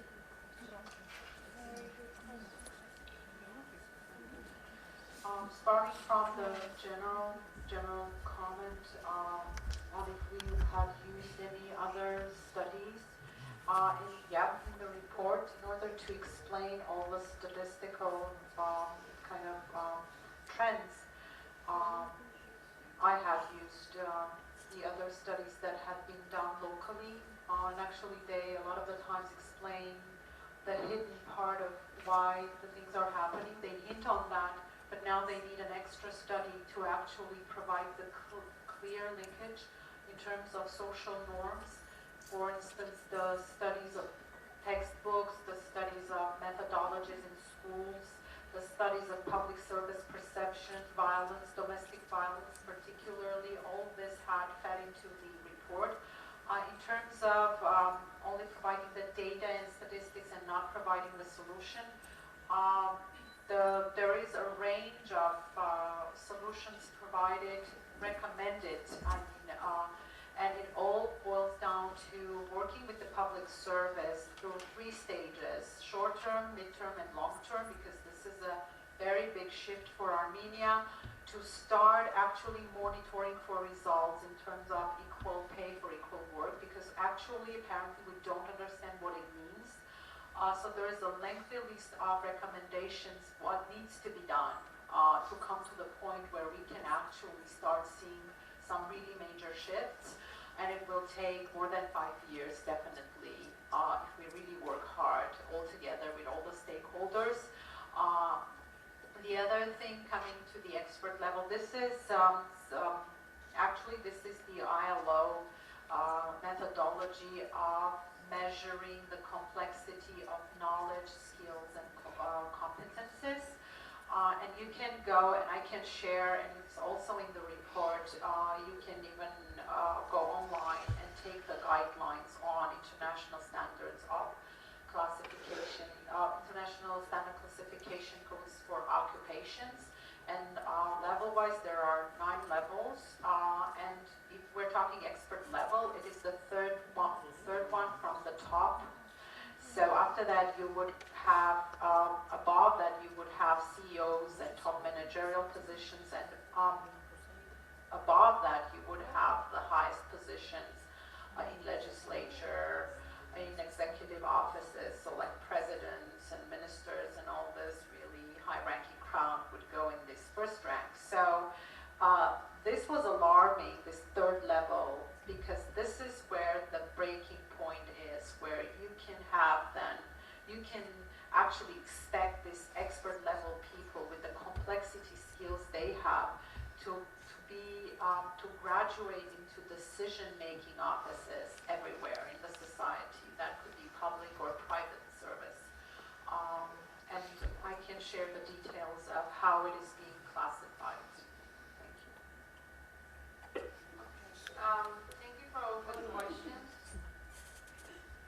So on the first question on why, July to November, that is what our plan is right now. For the data collection stage, we're working together with the Women's Resource Center NGO in Yerevan, as well as the National Statistical Service, and we will need to decide on that amongst ourselves. We don't see an issue in Yerevan with the challenge of finding men. However, you're quite right about Sunniken and Arkuniken, about the whole hղման phenomena. That could lead us to delay the data collection towards end of the year, close to the Christmas season. However, we're absolutely sure that we want to get done with the data collection stage this year, by the end of the year, as we've gone through a very complex and enduring period of designing the methodology for the study. It has been taken over a year to actually pre-test the methodologies and come up with the right ways to measure the social norm.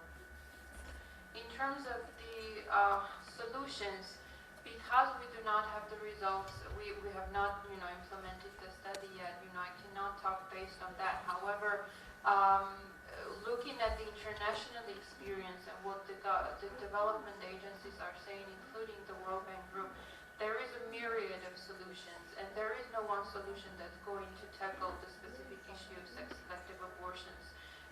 We have to, collectively think about what composition of policies or actions we have to design to tackle this. And there are many options. The famous unsuccessful option from China, the one-child policy that, has not worked there. They have changed it right now. What the Chinese experience is also telling us that there are costly solutions to the issue. So, for example, subsidizing the cost of the third child, or subsidizing the cost of raising girl children in the country. It's, of course, going to be costly, especially for China. So the other things that the World Bank and other development agencies are hinting at is to raise the wages of women in the society. And today we talked very extensively about the wage gap and the gender gap from the economic perspective. The second option is, of course, through education. We do have to empower our girls through the education that we give them. And in many countries, they are denied that right to education. In Armenia, we have a much easier job to tackle it our own hands. We, in some countries, also have to change their inheritance policies. In Armenia, luckily, we do not have that issue, at least on paper. And of course, everyone agrees that we cannot ban the technologies. We cannot ban the ultrasound and others. There are countries on the spectrum of sex-selective abortion that are experiencing a somewhat different problem. Because when the technologies innovate and improve, there are countries who do not need an ultrasound to identify the gender of the baby. You can do that during the second month of your pregnancy through a simple blood test. And we do have people, let's say in Scandinavian countries, our colleagues in Switzerland, who are very concerned that this particular technology, the new way of finding out the gender of the baby, is going to lead to another issue, that people will go towards having more girls and wanting more girls than boys in their societies. So it's a very different sort of decision-making process there. From the communication perspective, of course we have to work through the media. And I'm sure, we don't need scientists to, we can TV and look at all of the locally made soap operas to see what kind of gender roles that they are priming and teaching the growing generations. And we need to tackle that from the communication perspective. And we will hopefully be working with the local television to sort of try to mainstream correct gender roles through our soap operas. We'll see whether we're lucky. It's going to depend on their goodwill, but we are going after them.